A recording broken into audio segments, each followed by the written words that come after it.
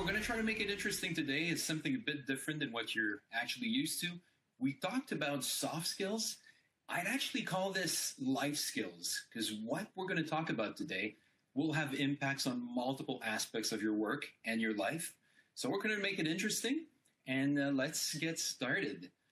Just a little bit about myself. So I am a certified body language trainer from Science of People.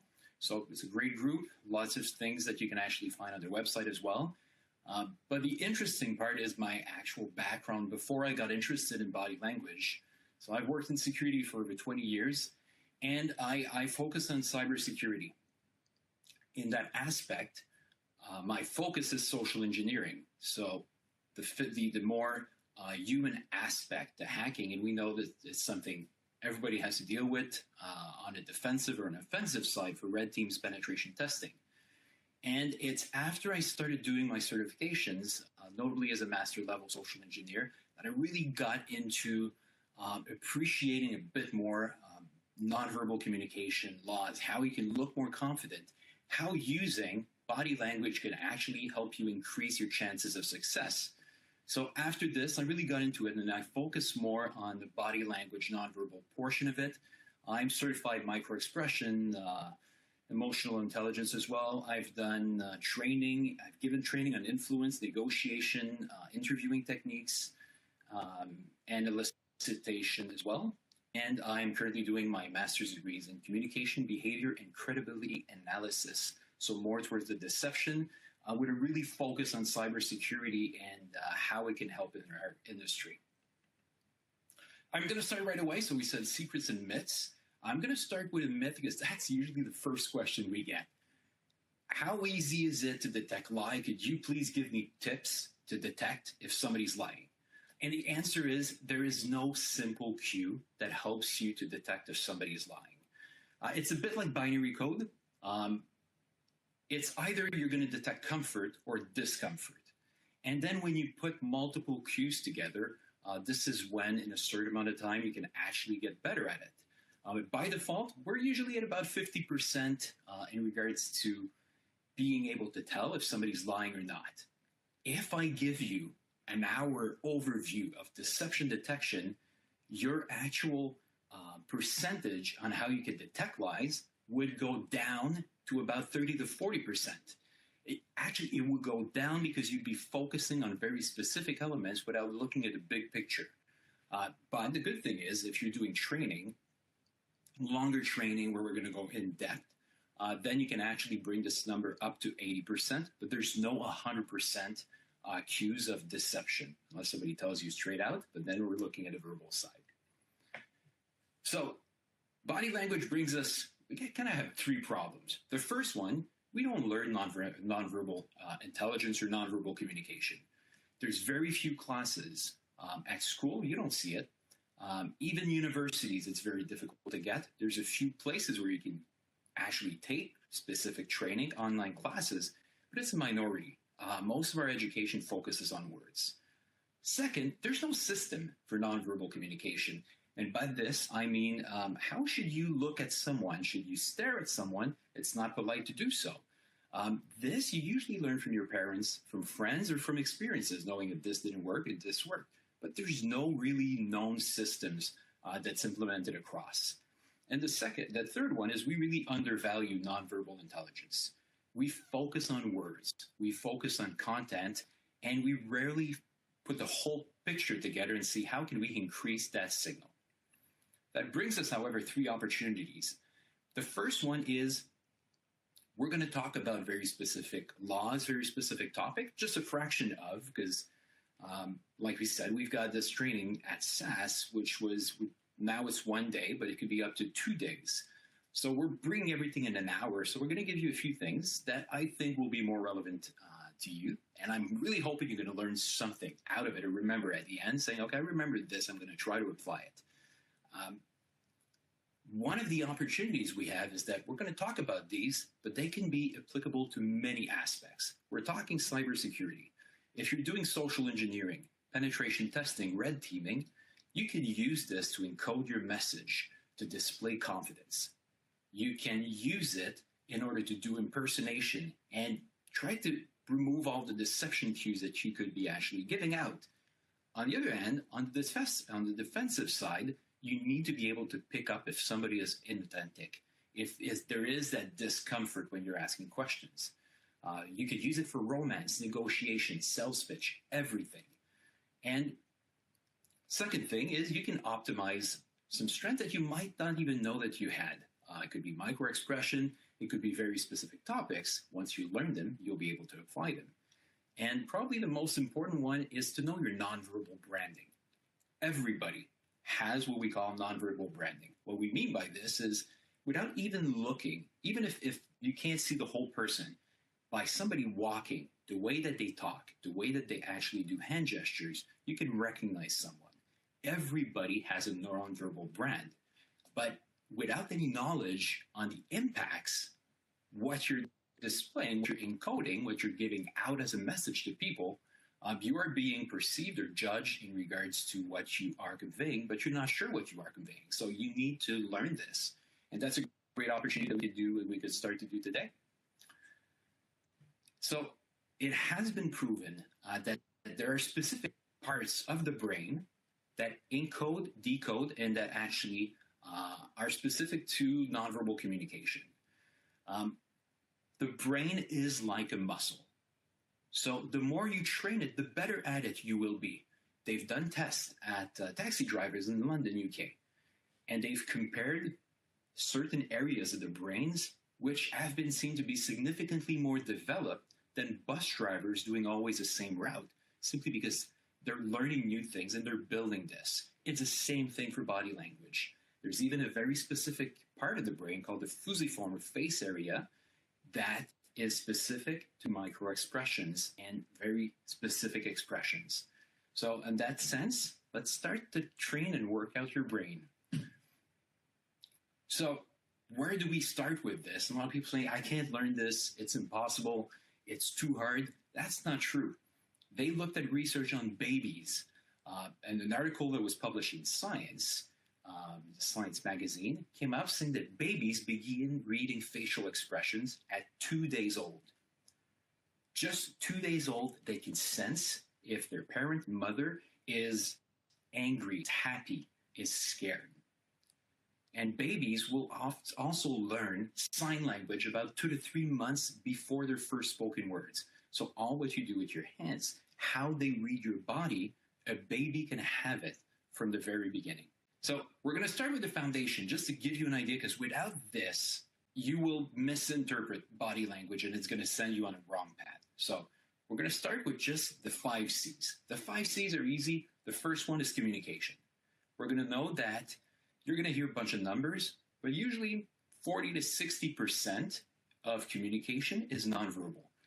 Some studies showed up to 92% of communication is nonverbal. In reality, that's not true. It really depends on context. It depends on the situation. So if you are in a heated argument and it's just aggressive yelling, maybe it's all emotion. You're going to be closer to the 92%. If you're doing a talk, something more scientific, then you could look more towards the 50%. But one thing that is for certain, half of your communication at least is nonverbal. So how do you display this?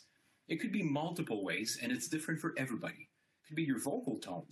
Could it be your posture, your smile, somebody that smiles often, gestures, how much you talk, facial cues, gender, how you dress. All of this fit into what we call your nonverbal brand, but it's also how you communicate. You dressed up this morning, jacket, t-shirt, regardless, with a purpose. If you know that's somebody you're going to talk to or meet, did you want to wear special watch? We want to show our image, because our image tells something about ourselves. That is part of nonverbal communication. The secret number one, which is really important to actually understand, is it's all about perception. Body language, nonverbal, it's awesome. You're going to learn a bunch of stuff. But at the end of the day, you've got to always take into consideration, how is it perceived? And what are you actually detecting? Is there something else in context in regards to this? So focus on the 50, 60%. What is the message you want to convey? And if what you are sending, could it be actually hurting your message that you're trying to say? And then there's two sides. There's the decoding and the encoding. Everybody wants to learn how do I decode? How can I read someone? I want to tell if they're lying. Well, the important part is actually more in the encoding, especially if you're doing red teaming, social engineering. You want to give all the positive cues for somebody to like you. So that is the focus you should have, is more in the encoding, but always take both into consideration. You can't just take a single approach and say, I just want to read. That's not the way it works. So what you learn is applicable on both the coding and on the encoding. The second C is context. You need to know, how does it link to something else? You need to know what I am seeing, what is the cause behind it? There's a lot of examples we could give on, for example, crossing the arms. If you're crossing your arms, is it because you're cold? Is it because you are trying to block something, you're concerned? It could be just maybe because you're comfortable. We need to know the context when we do any types of reading.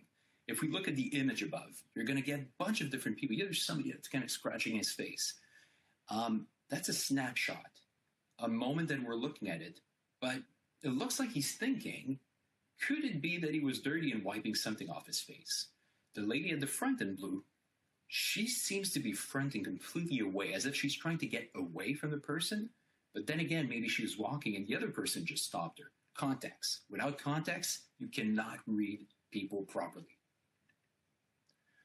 And it's important to know there's no right or wrong when you talk to body language. It's a spectrum. You've got low body language and you've got high body language. So you could be very stiff in your interpretation, very closed, and very open.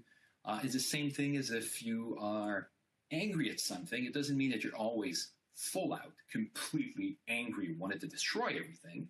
You could be pissed. You could be a little bit ticked. And it's the same thing. So it's a question of decoding or encoding. Try to see the balance. You want it to be controlled and you want it to be on purpose, especially if you're encoding. So myth number 2 kind of fits in context as well as what I was saying with arms crossed. A lot of people saying touching the nose, that's a lie. It's a tell for sure that person is lying. Without context, could be allergies. Could be that person has a cold. Although there is some scientific backing around saying that when you are lying, you are increasing your blood flow because you're not feeling the same way, and this will get in your face, and you'll feel it in your extremities, notably the nose, the ears. So people tend to scratch if they're lying because of that blood circulation. No context, you can't use it. Third C, cross-cultural.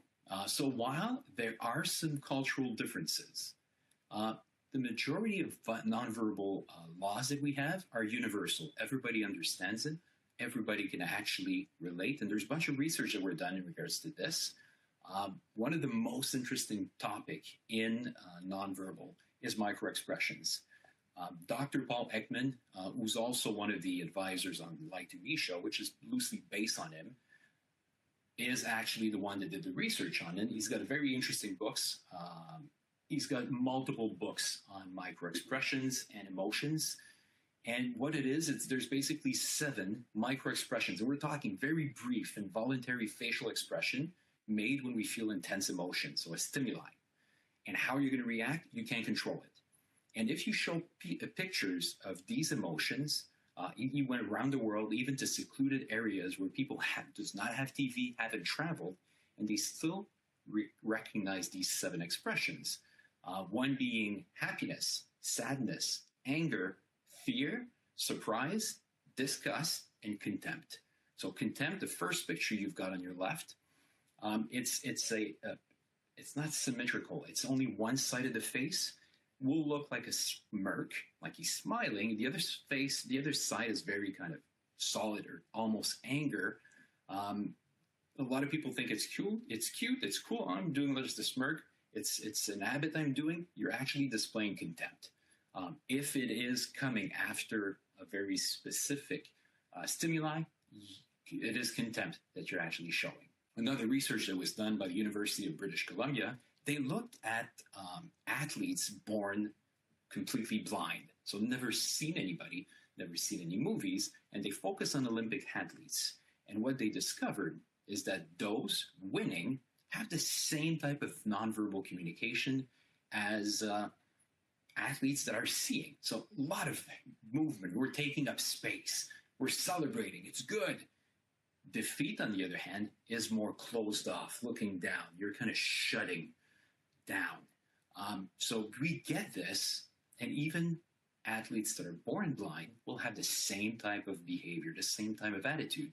And another research also tested twins separated at birth, and 20 years later, they started looking at some cues in regards to how do they behave, how do they hand gestures, how do they understand, and a lot of them were actually significantly similar in regards to how they are, and it's another proof that there's a genetic component to nonverbal communication. We can bring in this even a level higher. By the time we're going back like caveman days, when we want to go with the attitude, you fight, flight, is that a friend? Is that a threat? You have to be able to decode the nonverbal in order to protect yourself. So it is embedded in us. We all have it. We just need to train it in order to better actually understand it. Fourth C, consistency.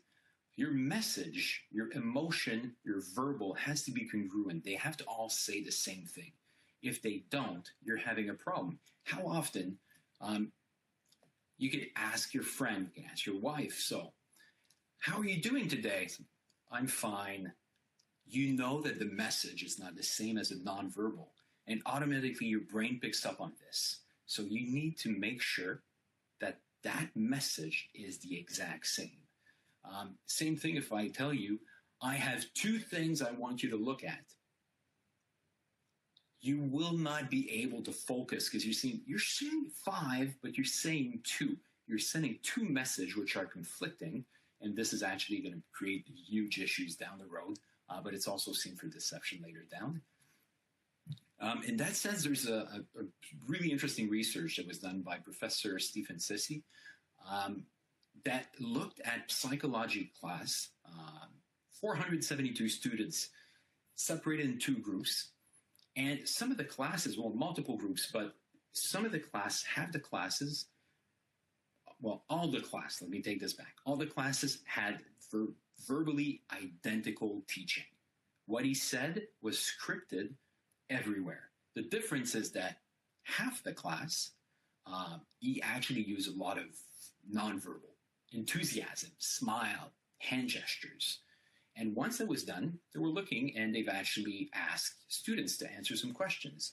And the questions were pretty basic. How much did you learn? How knowledgeable was the instructor?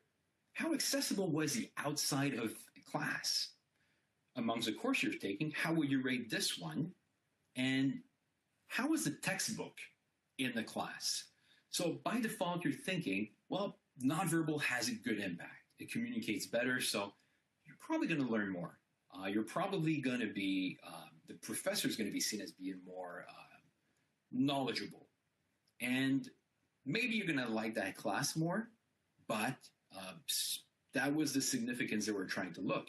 And what they discovered is that everybody also said, the one that got the actual non-verbal message, they also said the textbook was better. And the instructor was more accessible outside of class, which wasn't the case because these were identical. So it brings us to another secret, which is the halo effect. When we use nonverbal communication to enhance our message, automatically it affects everything else that it touches. So you can focus on very specific part, and everything else, they will be more interested. They feel more connected to you, and they will actually want to learn more about this. So halo effect, very, very interesting. Last, 5th C is cluster. You cannot look at any verbal or nonverbal cue on its own. You need to be able to take it all together, and usually it's going to be a cluster at about 3 to 5 different cues which will let you know, okay, there's something wrong. I need to focus more. You looked at context, and you know that it's used in communication. So cluster, for example, we got 3 pictures. Imagine that it's at the same time, or very short. You're seeing someone, kind of crouched down, touching her head. Could be flirtatious, touching the head. Closed down could be really uncomfortable, not feeling well, anxiety. Then you're looking at the other picture. It's like, maybe that person's just cold. Wants a smaller sweater. Brings her hand to the face, but it also kind of is closed down. And then you're looking, the hands are going out. Hands being hidden down the back. That would, in itself, all of these could display completely different message, but if you see them from the same person at a very short amount of time, she's clearly anxious or uncomfortable about something. This is what you'd be able to read, but you need that cluster in order to move forward. All right, so now that we've seen the 5C, the 5Cs are the important thing. You need to look everything with the eyes of the 5C. Then we're going to look at very specific laws that when you build these up, this is when you're going to be able to focus on the encoding or the decoding. There are trust laws. We go through this in the full training. Now I'm going to just do specific parts, which I think would be more of interest. So the trust part will have haptics, touch, gaze, how you look, proxemics, distance between people. On the power side, you've got vocal, your voice, how you use it, how you front your body, how do you react, and power poses, which we'll talk about. And you got face laws, which we're not talking today, which are going to be micro-expression, expression, how you're going to use your head. Very big part, but we don't have enough time today to do it, maybe some other time. And then there's micro messages, which small things that we do that's either going to enhance the perception people get from you or really reduce or start them to wonder. So we'll look at this as well. So in regards to trust, one of the important factors is first impression. One research was done. They got people to do an interview, and they filmed the individuals doing their interview. They're walking in, shaking the hand of the person, sitting down, and starting to do the interview for about 20 minutes. Then they've got people that actually reviewed what they've seen, and they looked at the first 20 seconds before the person started talking. And then the other group looked at the whole 20 minutes. That was done at the University of Toledo. And the result was they had statistically significant similarities. The results were almost considered identical for those that rated higher ability of someone just by looking the first 20 seconds. Same result as 20 minutes. The reason is people judge you the first time they see you. They start to see, oh, is he smiling? Does he look approachable, friendly? Do I like him, yes or no? Does he look confident? Does he look sure of himself? And that will usually be reflected. If you do have this attitude, your interview will be affected as well. So in that 20-second, you could change the entire outcome of your actual interview. Then the other part is, talked about brain already, that there's a specific portion of the brain that can encode, decode for hands and face. Hands, if we're looking at hand gestures, it was seen that in a group where not a lot of people talk, the one that has the most hand gestures is actually the one that is perceived to be the most influential in a group. And the less we talk, the more this is actually reflected. So it brings me to secret number 3, which is use and wash today your hands. The hands are almost your most important factor when you're talking, presenting, when you're doing anything. That comes again from that prehistoric mind, your caveman days, where the first thing, if you're going to see someone, it's going to be the hands. If you are giving a talk with the hands in your pockets, the brain always asks why. What is he hiding? What is it? If they see it, it's reassuring. It also shows confidence. It shows that you are in control, and there's ways to do it properly. If you note, I'm actually sitting a bit further from my computer so you can actually see my hands while I'm talking. So your hands, very important. If you see, the first time you see someone, it's usually handshake, high five. Police officers stop you, raise your hands. And you're going to see, I've seen this firsthand. It's all linked to the hands being one of the most important part of of your actual message. And it can help you to double your message to help people properly understand. When I'm talking about this, is explanatory gestures. If I'm listing something, this is the first thing I need to do. The second thing I need to do. This is the third thing. Because our brain shuts down from time to time. Same thing as when we're looking at commercials. Things come up, you think about things, and then that's it. You forgot, or you didn't listen for about 5-6 seconds. Maybe more, maybe a lot more. But if you see the hand gestures at the same time, given that most people are visual more than listen or feeling, you're having that message twice. They will remember your talk. They will remember everything, what you can use. So listening, levels, first level, second level.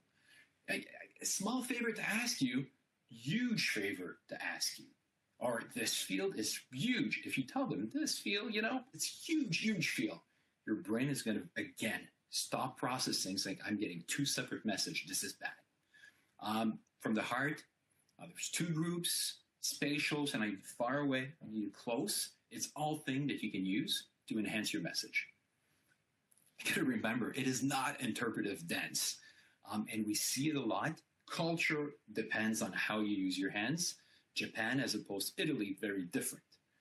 We don't use the same hand gestures. Francophones, Anglophones, same thing. So there's still a balance to be done in this. If you see it back on the scale, you want to avoid the low, which is very stiff, but you want to prevent as well the jazz hands, which is too much.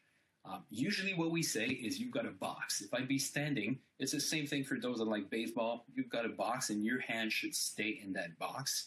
The further you are, bigger audience, you can actually start to expand to show your message. But usually you try to keep it close. On a TV or on a video, you've got to be able to keep it close and realize that the camera is going to enhance your hand a lot more. So try not to push forward, more sideways. So you keep them visible and expressive. Figure the desk, above the desk. You avoid pockets at all costs. This is one of the biggest things. And one of the fascinating research they've done is TED Talks, 18-minute talks by experts. Always interesting to look. And the team at Science of People looked at what's the difference between the most popular ones, most viewed, and the one that has the less viewed. So what makes them different? They looked at gender, clothing, hand gestures, smiles. It's like, what makes them high? What makes them low? And what came out at the end was the amount of hand gesture was the single cue that we could link to the actual amount of views. Those with the lowest amount of views had an average of 272 hand gestures. The best viewed, 465. This is crazy. That's a lot, but it shows that it works. University of Chicago also showed that gesturing reduces demand on the speaker's cognitive resource, which basically frees up your mind to remember names, stories, or actually just to drop in a good joke in all this. It helps you out. And a good example, so I've watched SAS at Home for the past few days. One speaker that's always great to watch is Joe Fitzpatrick. And if you look at Joe as opposed to other videos, not saying anything's bad, there's no good, there's no bad. Joe uses his hand a lot when he talks. And that keeps momentum going. It keeps flow, but it makes it interesting. And that is one thing that you will see out of the best speakers. They use their hands quite a bit. Now we're going into the phase, which is more towards haptic, which is harder to do in isolation, but you still need to know because it's very important. It's linked to what we call the bonding or the cuddle hormone, which is oxytocin. This hormone is released in the body and creates feeling of trust, cuddling. It's linked to love. It's linked to social interaction. It's got really, really high impacts. And you get this mostly out of touch. So you will build trust and a sense of belonging when you actually are able to touch someone in an appropriate way. There's levels and there's ways to do it, but the impact is actually significant. A research in the Journal of Pediatric Psychology looked at preterm newborns, and they gave them 3 sessions, 15 minutes each, 3 times per day, so 3 sessions per day of 15 minutes, and they noticed an average of 53% greater daily weight gain from the babies that had just touch therapy. Just the feeling of what you can get out of it. In regards to the hospitality service, regardless if the waiter is a man or a woman, just by being able to do a simple touch on the forearm, for example, just like, thank you, increase the tips by 23% for women, and for men, increase up to 40%, and younger generations react more to this. So proper touch affects people. You want to actually, you see that bond and you want to give them more because of this. So if we're looking North American type of map, this is what you would do. The greens, the arms, they're good, not a problem. Yellow, if you know somebody a lot more, it's the same thing. You're going to start with a handshake with someone. You're not going to start with a hug. If you know them more, the hug might be appropriate. But you need to know what is the level and how some people actually will accept this. Culturally, this is huge. There is going to be difference. So this map is specific to what we see mostly in, I'd say maybe Europe to some extent, North America, but there's some parts you don't touch. So especially in a professional way. Torso, head, you don't touch. Forearm is good. So I went to the restaurant like many months before everything was closed. And the waiter did the actual pat on the back when he thanked me. To me, that was offensive because you don't touch my back. That's more in a higher personal, and he's trying too much. And it's almost condescending when you get that feeling. So to me, that didn't work out. So you need to be aware of it. We're back to its perception. Same thing. Professional, not as much. Social, you increase. Romantic, it's something different. So take this into consideration. Okay, so I talked the importance of oxytocin, really good. But what do we do? We're in quarantines, isolation, I can't do anything. So there's a second way to get release, which is through purposeful gazing. When you look at someone and you do create this contact, there is a release of oxytocin as well. And we are kind of expecting this. And mothers and babies, when they look at each other, will get a spike.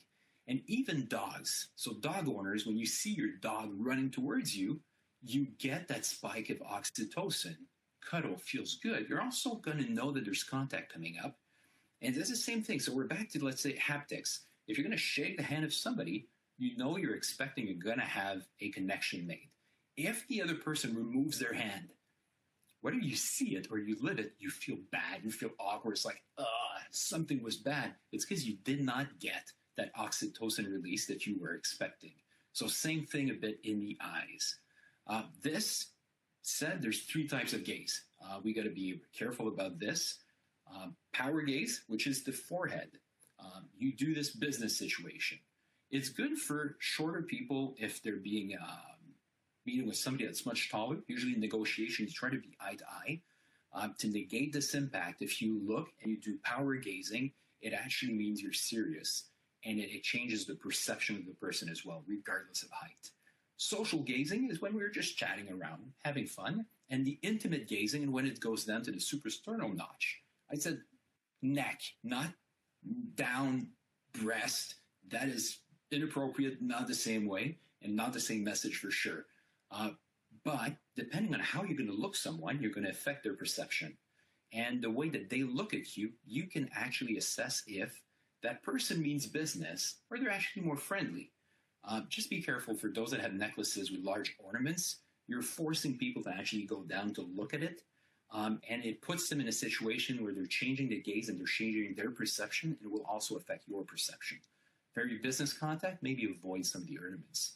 That came from, so there's a good section on that with Barbara and Alan Peace that have really another great book. For those that want recommendation, I have at least about 20 to 30 books. I've read most of them. I've got good recommendations if you need on multiple different aspects of it, but all really worth reading. So eye contact, you want it to be purposeful. And often we're going to say you want it to be mirrored. So you want to try to do the exact same type of eye contact as the other person. Usually 70% is a good amount. Avoidant often is perceived as you're trying to deceive or you're trying to hide or you're afraid. On the other side, you've got the invasive, which honestly is a bit freaky. If you see somebody that's just staring at you, it's weird and it's going to change your focus. So you want it to be mirrored. That's very important. And know that women will have less eye contact usually than men. And if somebody is closer, you're going to have less eye contact than if you're actually further away. But the ideal thing is to keep it mirrored. So that brings us another myth in regards to lying. People are saying your eyes are deceptive. So you look at the top left when you're lying. That is just not true. For lying, what you need, first of all, is clusters, like we talked about, and you need a baseline. You need to know how the person usually is. Looking left is a myth. But, for example, if somebody's looking left all the time when they're talking, then you're asking them something tricky with other cues, and they start to look at the other side. That is a cue that there's a change of behavior. If you've got like 3 or 4 in there, you've got your clusters, you can start to investigate a bit more. So another power law, which is what we call power pose. Amy Cuddy has done a few TED Talks on this. Really interesting. I really recommend you check it out, which talks about the influence or the impacts of taking a high power pose, which is often perceived as winners, people with high confidence. Chest wide, head high, and you're taking a lot of space. You're showing you're very confident in what you do, and people kind of like to see this. On the other side, you've got the low power pose, with everybody kind of, you're down, you're not looking much, and you look a bit defeated. Well, people aren't attracted to this to begin with, but there's also other impacts. It's been shown that using a low power pose actually reduces or increases your cortisol, which is your stress hormone. And those doing high power pose are actually reducing the cortisol, so you're not as stressed when you're doing something. So one research that was linked to this, 2 groups again. One group was giving a time for an interview, and the preparation time, could say 10 minutes. Both group identical. The only difference is one of the groups, everybody was asked to do a power pose for 2 minutes. And then people asked, after having the interview, a few questions. How's their overall performance? How's their hireability? And what's their speaker presence? 3 simple questions. The only difference is they've done 2 minutes of power pose before the interview. Results, higher in all aspects for those that did the power pose. When you are power posing, you are showing control, you're showing you're calm, you're showing confidence, you're also showing pride. But one thing, regardless of hormonal release and stuff like that, that has been debated, when you're sitting or you're standing up and you're taking a lot of room, you're opening your chest. Opening your chest, you're breathing in better.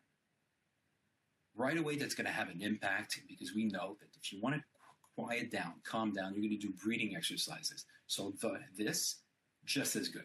You've got to keep it this way. You breathe, you lower your stress level, but you can do this before an event. So that's one of the good secrets. Before presentation, webinar, interview, you go on a side, so that maybe not everybody see you. If you want to go like the full spread eagle, hide. If you want to do it, let's say before speaking at an event, you stand up, arms on the hips, and you take as much space as possible. You open the chest, and that will get you to quiet down, and it will make you a better presenter, and people will listen to you more because you're going to be in the right mindset. It also makes a difference on posture and mood. So there's research that's been said that if you're sitting upright or slouch, you're going to feel more enthusiastic, excited, strong. You're going to increase your range of speech, and you're going to reduce self-focus. Slumped, fearful, hostile, nervous, quiet, passive. There's a huge difference between both. So one thing I will say that you need to be careful about, right now everybody likes to breathe and check their phone. So before presenting, you're taking a low power pose, which is not helping you out. If you want to read your phone, try to do it in an open stand, especially before an event. If not, it doesn't matter. You're quiet, you're doing your things, but just be mindful that your posture, how you're sitting, and everything will have an impact. The other power, which is one of the last one we're going to see, is really vocal power. And first impressions when you're talking, you're just hearing the voice, no videos at that point, for example, or just a phone call. People will have a good idea of your personality within the first 200 milliseconds. So really, really short time, you get a good vibe in regards to, okay, I like that person. And they did a bunch of tests in regards to what is the voice you enjoy the most. And they did it with people smiling. They did it with people sad. And the one that smiled always was the most appreciated. So doing vishing, voice elicitation, you want to smile, you want to look as if you're enjoying it. It's going to convey confidence as opposed to if you're showing anger or sadness. Quick research again. They did a research on malpractice, doctors that were sued for malpractice. So they went up with all of them, they registered their voices and got people to listen to them. And people made their impression on the actual surgeon and said which one should be, which one do they think would be sued for malpractice.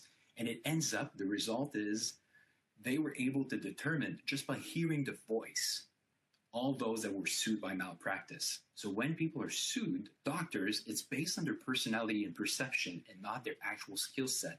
Because what they could hear were not words, just the tonal and variance and the confidence that they actually had. So 4 things you need to worry. Low tone.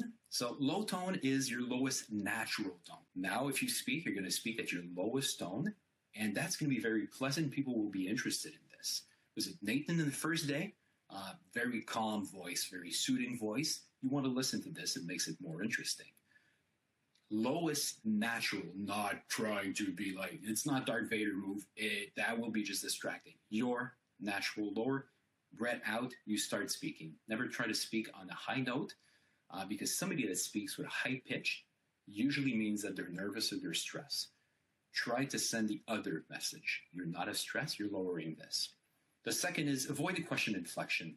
There's many people that when they talk, they also call it the up talk. But if you're in negotiation, you're talking, it's like, yeah, how much is this? The difference by saying it's $500 as opposed to it's $500. One opens to interpretation. You're not too sure.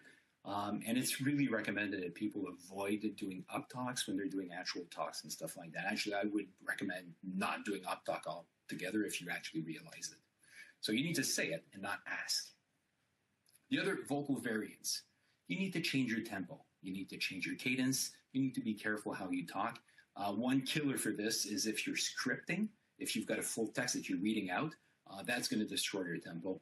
You're going to sound very same tone, and you're just going to read at the same speed because you're reading words that goes with your brain. Try to vary this. Try to bring a bit more personality into it, which is a 4-point. Personality. If you can have personality in your talks, you're going to bring it to a whole other level. One good way is to tell a story. You say, I have been to the restaurant, then this. If you can tell a story, people will be able to relate to your story. It will make it interesting, and they will feel your personality, what you like, how it feels for you as well. One secret on the phone, if you're doing voice elicitation, sales pitch, trying to convey or convince someone, stand tall, chest open. That's going to help your lowest natural voice because you're getting more hair in. I could speak like this, or I could speak like this, and my voice is going to be affected because my lung capacity is not as good. And that oxytocin release, open the picture of someone. If you open their LinkedIn account and you can actually look at them while talking, you will feel more connected. The flow is going to be better, and it's going to be easier to bring personality into it. So micro positive, micro negatives is the last point. Positive, it's what you want to convey. It's what you want people to perceive as, I'm interested, I'm here. Negatives, you should avoid, and it's very difficult. And I'd say most people, most speakers are always pushing out micro negative signals, and you need to know how to actually control this better. Comfort gestures is basically self-soothing. Anything when you're touching yourself, you're basically the same thing as when you were a baby. And your parents used to tap you on the back and make you feel better, because that's the first thing we do. So when we're nervous, we tend to send to self-soothe, and that sends the message that you're basically stressed. Self-touch gestures, for example, arms. Suprasternal notch is what I talked about. It's a very sensitive spot in the body, very weak. There's nothing there to protect you. People that are stressed will often cover this. Men will fix their tie. It's the same thing. Preening, playing with your clothes, it's all self-soothing. And what it relates is that you are nervous. Might be okay in some situation, but if you're on stage, you might not want to send that message. Because whether it's your comfort gestures, accidental or real, what you are sending as a message is that you're nervous and you lack confidence. If you can adjust this, you're going to be so much better as a speaker, as a salesperson, or just to represent. The other thing is blocking gestures. So arms crossed could mean a lot of things, but if I'm asking something very specific and then you're crossing at that point, to me, that tells me that you're not interested. You don't want to talk about it. Same thing if you're people getting a book or something. This is protective. They're creating a barrier. Interviews, people using mugs. I'm going to take their mugs, I'm going to bring it in front. This is creating a distance. It sends a message that you're not connected. So it depends what you want to do out of this. Arms crossed, by the way, they did a lot of research on psychologists to see which was the most empathetic, reassuring, as opposed to which were cold. And when they did the pictures, the checks, the verification, somebody cross-armed, all seemed cold and not interested, and people didn't want to deal with them. So it does have an impact. So think about this. You decode. What are you going to read? Anxiety, low self-esteem, doubt, discomfort, guilt maybe, deception. But what is it really that you're trying to convey? Maybe it's a habit, nervous tick, you're bored, too much energy. It's hard to tell. You will know, but you need to pay attention to this because the signal you're sending is not what you want. I've got one last secret. Actually, it's two secrets. I'm trying to get you that this is completely off and it's no link to quarantine. If you're seeing someone, they're going to pay attention. You've got a meeting. The fronting part, so fronting is part of some of the power laws we talked about. Fronting, you could front your whole body. You're engaged with someone. You're talking to them. You're very interested. But in reality, what you're rarely controlling are your feet. If your feet are pointing towards a door, this is what you want to go. You're not interested in this. And they did research in groups, parties, like social events. And most people thought that they were actually engaged or showing. Those that weren't really, but said, no, I was showing. The vast majority of them, their feet were pointing at the bar or at the buffet. If you are talking to someone, they're looking at you, but the body's actually facing another way.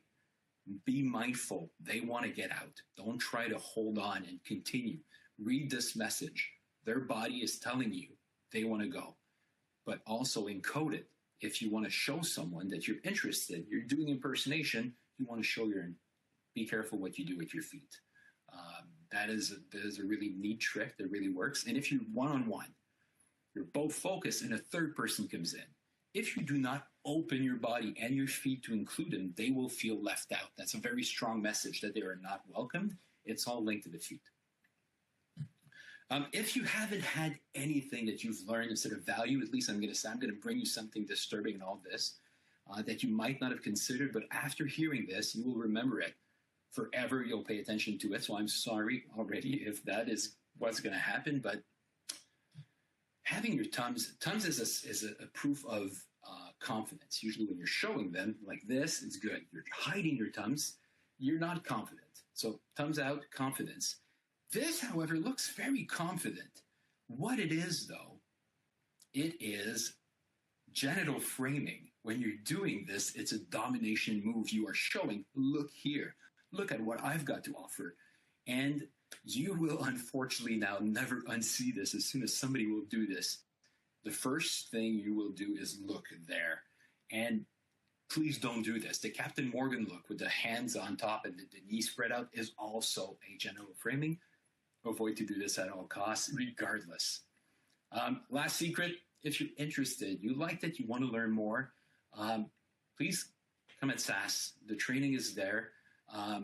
we're going to focus on a lot more things. So you've got to focus on the laws, but then we can get into actual applications, deception detection, pitching, how to do proper presentations, how to move on stage, how to use your hand, never use a podium, for example, negotiation techniques, and then we go with social engineering, impersonation, vishing, what works, what doesn't work, and how can you detect it if somebody's doing the same thing? Because people can learn deception, they can learn cold reading, and they will give you that impression, but that impression will be conveyed with your nonverbal and not with your verbal. As I said, my DMs are open. PretextSec is my Twitter handle. Please feel free. I hope you appreciate it. I hope you learned something that you will be able to use even in the very technical means, because this has application everywhere. Thank you. Question is, some cultures frown at eye contact, especially from younger people to older people. How can you achieve this kind of purposeful gazing in those cultures and those environments? Yes, so it's a good question. What it comes down to, culture is going to be different. Gazing is important. You need to know the type of culture, but if you want to be in control of the gazing, you need to have it mirrored. If they tend to flee 40% of the time, you tend to do the same thing. By mirroring either our gaze or our body language, you're actually synchronizing the brains. And you're both sending the signal that we are alike, we are the same thing. And maybe you'll be able to get them to open up a bit more and start looking a bit more as well. Very quick question. What's your stand on NLP, neuro-linguistic programming? Probably a question you get a lot. Yeah, we do. This was heavily discarded by the scientific community. There's some people like Paul Ekman that will not even approve or support a writer that talks about this. I do not look at it. I do not consider it to be valid. I think there's other ways to do it. So it might work for some people. It depends how you use it. But I don't think that it's the way to go. Do you think hand gestures can be overdone to the point where it lessens trust? Not to the point that it lessens trust, but to the point that it lowers your message. Because if it becomes a distraction too much, if anything starts to disturb the other person, at that point, you know that you're losing on your message. You're decreasing the significance of what you're trying to say. So they need to be done on purpose. You need to always be careful. So some people talk more with their hands. Be mindful. If that is distracting to you, be careful what you do, because you might not do enough. Again, we're trying to go with the mirrored approach. A quick request from the chat room. Could you tweet out a list of some of the books you mentioned? Some of the folks will be following your Twitter for some of the books you mentioned, if you don't mind tweeting that up. Yeah, sure. And the last question, because we're running out of time, is what about counter body language, things in certain situations where I'm faking my hand so I throw you off? Is that a real thing? And in what situations does that pop up, and how can you spot that? It is totally a real thing. It happens, and when we're doing either impersonation, telling stories, and there's exercise we do in class, like you tell a lie and you tell the truth and we got to guess one, you can control most of these. So the more you know, the more you're controlling your encoding, then the deception gets really hard. This is when you're going to go as well into the speech analysis.